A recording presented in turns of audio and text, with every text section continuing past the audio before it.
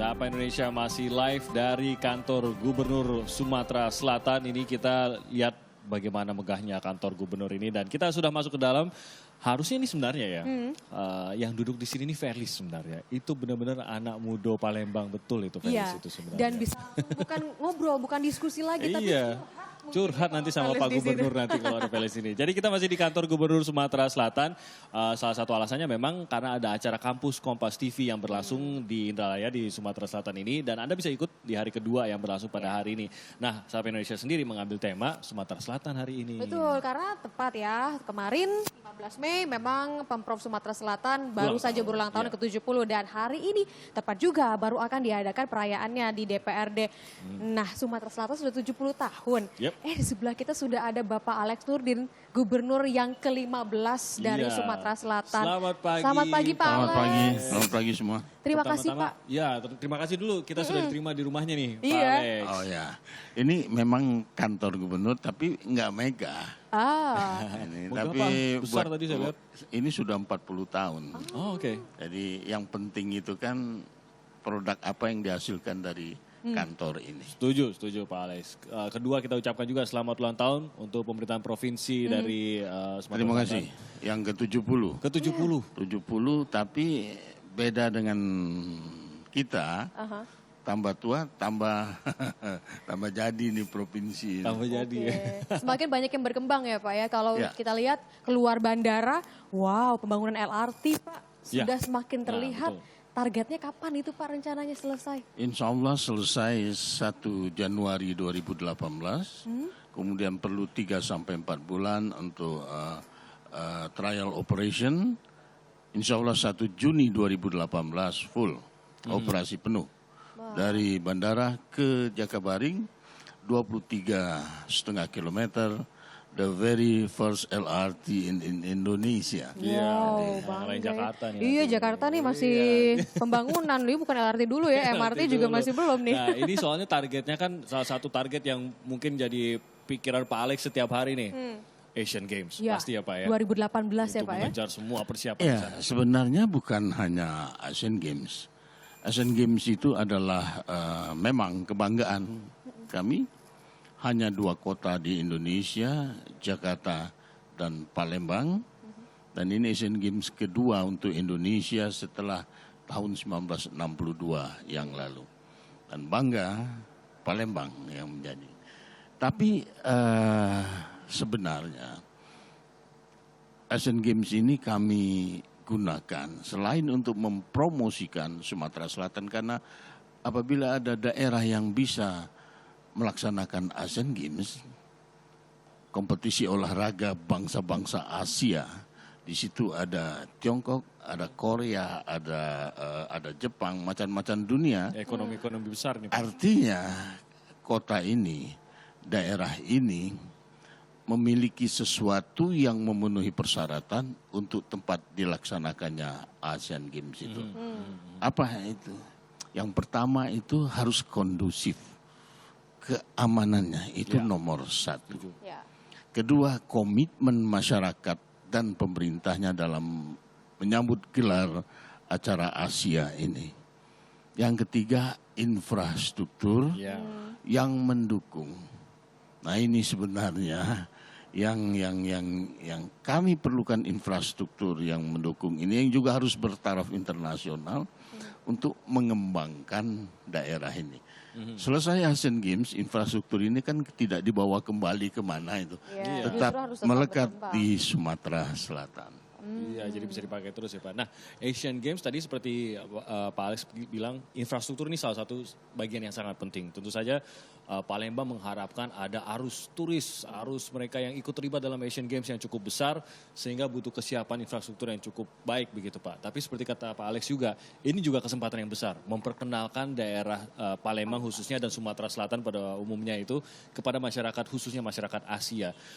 Apa persiapan lain selain infrastruktur, tapi persiapan masyarakat, persiapan ekonomi juga mungkin Pak, menyambut pasar yang besar yang datang ini? Kita alhamdulillah, kami memang bukan karbitan, bukan tiba-tiba ditunjuk untuk menjadi tuan rumah Asian Games, tapi pengalaman bertahap, mulai di 2014 PON ke-16, kemudian SEA Games, Southeast Asia Games 2011, Islamic Solidarity Games 2013, ASEAN University Games 2014, dan dari 2011 sampai 2016 sampai hari ini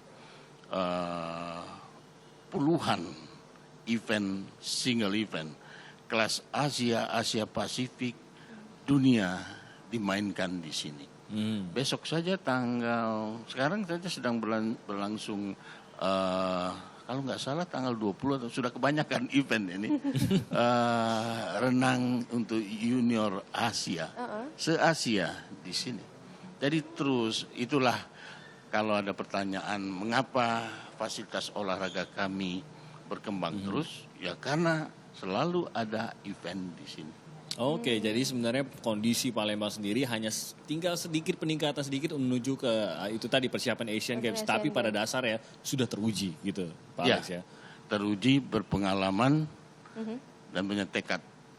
Kami bukan provinsi terbesar atau terkaya, tapi insya Allah salah satu provinsi yang tekad, semangat membangun daerahnya itu sangat kuat. Pak Alex, saya punya pertanyaan nih. Formula 1 nih. Nah, ini kan lagi menjadi sorotan banget nih Pak Alex, Rio Haryanto. Kita punya pembalap Formula 1 itu membanggakan sekali Pak Alex.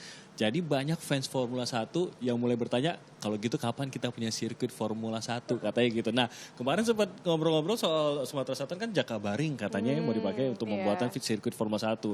Ada perkembangannya nggak tuh Pak Alex? Kira-kira sudah ada peluang nggak Pak untuk ada di sini? Jadi sebenarnya jujur saja 6 bulan yang lalu belum terpikir kita akan mengadakan GP1A. Ya, bukan Formula One Pak, MotoGP itu. MotoGP ya. Bukan Formula One, MotoGP. Kan ribut debat ini, debat itu di sana. Saya sampaikan sirkuit MotoGP itu memerlukan lahan minimal 80 hektar. Nah, kalau di tempat lain terkendala masalah itu, kami di Palembang itu punya 2 lokasi. 120 hektar di Musi 2, 120 hektar di Jakabaring. Dan Jakabaring itu fasilitasnya, infrastrukturnya, karena menyambut Asian Games ini sudah lebih siap itu ya, sudah siap. Nah ini kami ajukan dengan Bapak Presiden. Persyaratan tidak bisa lagi menggunakan dana APBN. Nah, kita sudah ada pihak ketiga yang bersedia membangunnya, sudah mendapat lampu hijau dari Bapak Presiden. Insya Allah Pak, itu 1 tahun berapa bulan setelah Asian Games. Jadi sudah confirm akan dibangun Pak? Kita akan bangun itu. Begitu selesai Asian Games semua. Sudah berjalan? Bukan, begitu selesai semua yang dipersyaratkan. Kan ada harus persetujuan DORNA. DORNA itu organisasi induk olahraga dunianya. Saya akan presentasi di depan DORNA. Diundang DORNA ke sini. Dia setuju atau tidak lahan ini. Kalau setuju, go. Wah, jadi kita akan punya sirkuit MotoGP Pak? Sirkuit MotoGP yang kita akan... itu kan matching dengan sirkuit Formula 2. Ya. Jadi MotoGP setiap tahun, Formula 2 setiap tahun, dan diantaranya itu ada Formula Asia, ada seri BMW, ada seri 300, 200, dan 150. Jadi tujuan kami itu setiap 3 bulan paling tidak itu ada event otomotif dunia di Jakabaring. Jadi menyambut kedatangan selain itu ya, banyak-banyak sekali event-event olahraga yang nanti akan datang di Sumatera Selatan. Tapi juga mudah-mudahan saja ini menjadi motivasi juga untuk anak-anak muda, terutama di Sumatera Selatan, begitu ya, untuk menjadi lebih mudah pelatihan segala macam.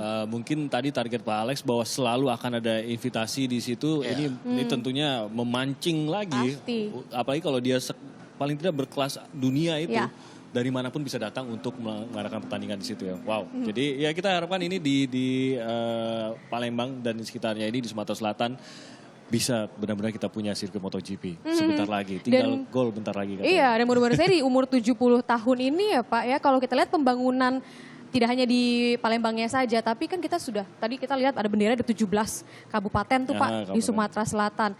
Nah itu dengan pembangunannya apakah itu juga akan terus beriringan dengan tanah-tanah yang lapang ataupun jalan-jalan? Kita punya 17 kabupaten kota, saya pernah 2 kali jadi bupati. Ya, bupati. Jadi kita bagi-bagi tugas ya, nih. Kita bagi-bagi tugas. Kalau sekolah gratis kita pertama di Indonesia. Iya. Kuliah jadi, kan ya Pak yang salah ya? SD, SMP, SMU itu Ibtidaiyah Sanawiyah Aliyah. Pertama di Musi Banyuasin 2002.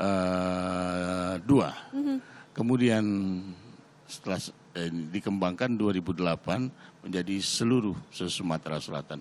Berobat gratis kita pertama di Indonesia. Sejak 2002 di Musi Banyuasin, 2008 di Sumatera Selatan sampai sekarang. Nah, saya katakan tadi bagi-bagi tugas. Ya, bupati, wali kota, urus kabupaten dan kota masing-masing.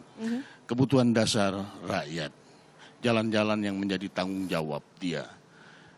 Jalan-jalan yang menjadi tanggung jawab provinsi, apapun yang menjadi tanggung jawab provinsi, insya Allah kita akan benahi. Tapi tugas utama dari provinsi ini adalah menarik investasi besar-besaran ke Sumatera Selatan ini. Makanya sudah pernah dengar Special Economic Zone Tanjung Api-Api?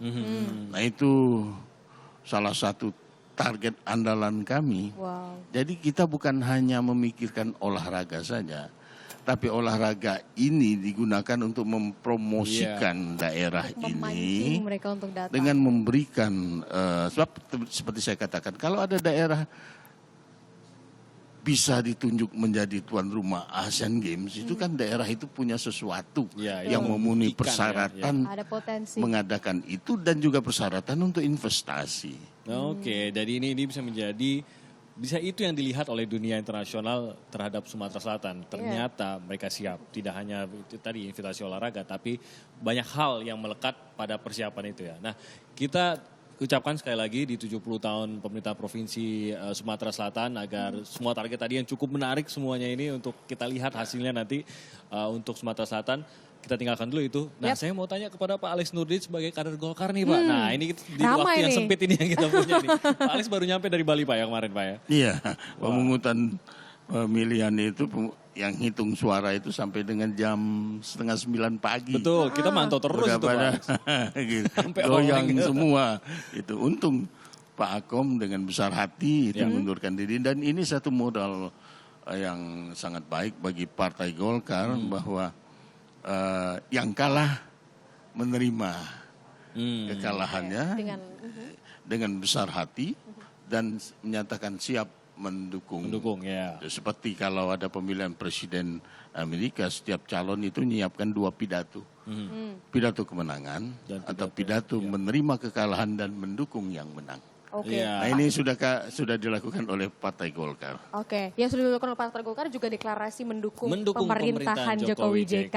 Nah, itu pasti kalau sudah mendukung, bagaimana dengan kabinet Pak? Nah, bagaimana Bapak melihatnya? Oh itu bukan urusan gitu. Belum ada omongan begitu ya Pak? Fokus saja untuk membangun daerah ini. Bagaimana perubahan ini Pak? Jadi dari yang sebelumnya kan waktu dulu kita mengenal koalisi merah putih, Pak, tapi sekarang sudah menyatakan dukungan. Untuk Golkar buat Pak Alex lihatnya gimana nih Pak? Ya, menyatakan dukungan kepada pemerintah, ya harus, ini pemerintah kita. Tetapi kalau ada sesuatu yang keliru kita ingatkan. Jadi tetap memberikan, jadi sebagai teman yang baik, bukan teman yang menjilat. Teman yang baik adalah teman yang memberikan warning pada saat dibutuhkan. Pada saat ada sesuatu yang keliru dia sampaikan. Nah ini yang kedepannya Partai Golkar akan seperti itu dipimpin oleh Pak Setia Novanto. Jadi mendukung tapi tetap kritis terhadap pemerintah Pak ya? Harus begitu. Memang sih kalau masalah dukung-mendukung saya pernah juga kan waktu itu mewawancarai Pak Abu Rizal Bakri pada waktu itu sebelum Munaslup itu digelar dan juga ada Pak Idrus Marham ya memang mengatakan ya kita dukung pemerintahan Jokowi JK tapi tanpa syarat. Tapi kalau pertanyaan nanti tiba-tiba ada yang diundang untuk masuk kabinet itu berarti tidak masalah lagi ya Pak ya, itu di luar dari keputusan dari Partai Golkar tapi itu keputusan dari Presiden. Begitu ya Pak nantinya. Kita lihat tadi ya perkembangannya. Ini menarik soalnya perkembangan dari Partai Golkar. Pak Alex Nurdin, Gubernur Sumatera Selatan, terima kasih banyak atas waktunya. Terima kasih Kompas TV.